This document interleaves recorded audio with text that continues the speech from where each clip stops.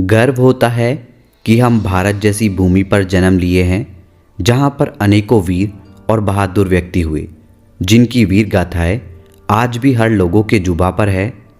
इस देश के इतिहास के पन्नों में केवल वीरों की ही गाथाएं गाई गई है।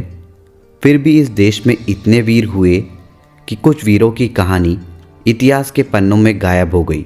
वे अपने समय में लोगों के लिए वीरता की मिसाल थे, जिनसे दुश्मन भी थरथराते थे। आज हम ऐसे ही एक महान वीर पाबूजी राठौड़ के इतिहास के बारे में जानेंगे, जिनकी वीरता की कहानी सुनकर आप भी उनसे प्रेरित हो जाएंगे। वह वीर उस स्वाभिमानी और बलिदानी कौम के थे, जिनकी वीरता के दुश्मन भी दीवाने थे। तो चलिए जानते हैं कि कौन थे वीर पाबूजी महाराज और क्यों थे वे राजस्थान के लोगों में इतने प्रचलित। पाबूजी राठौड़ राजस्थान के लोक देवता हैं, जिन्हें ऊँटों का देवता भी कहा जाता है।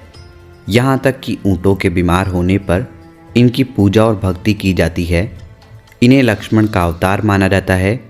ये राठौड़ों के मूल पुरुष राव सिंह के वंशज थे। इनके पिता का नाम धांधल जी और माता का नाम कमला दे था।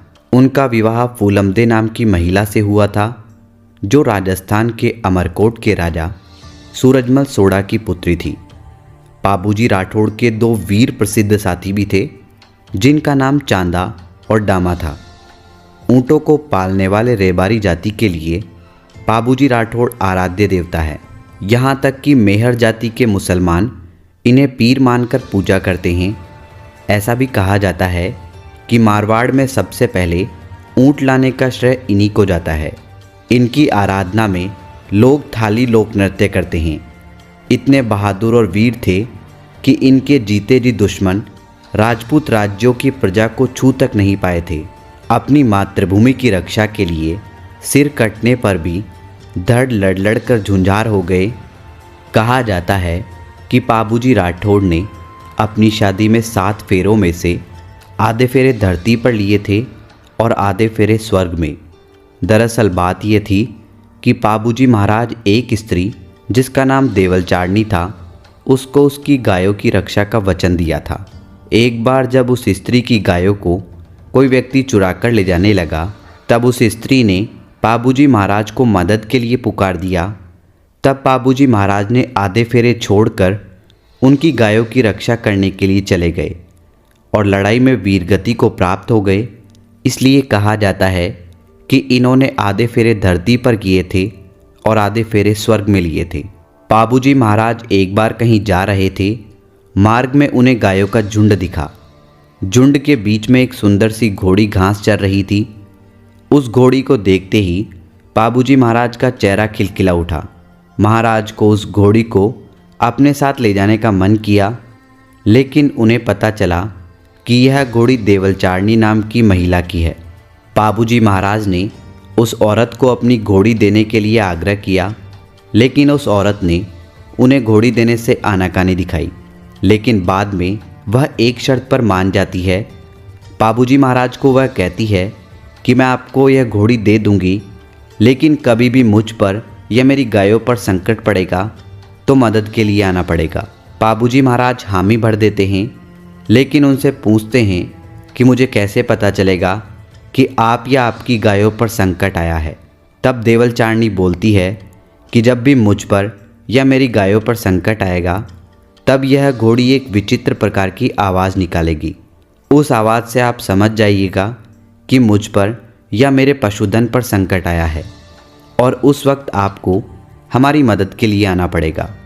पाबूजी राठौड़ एक दिन अमरकोट के सोडा राणा सूरजमल के गए थे।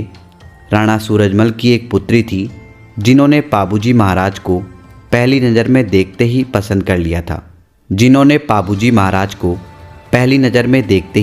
कर लिया और फिर मन में उन्होंने ठान लिया कि वह पाबूजी महाराज से ही शादी करेगी।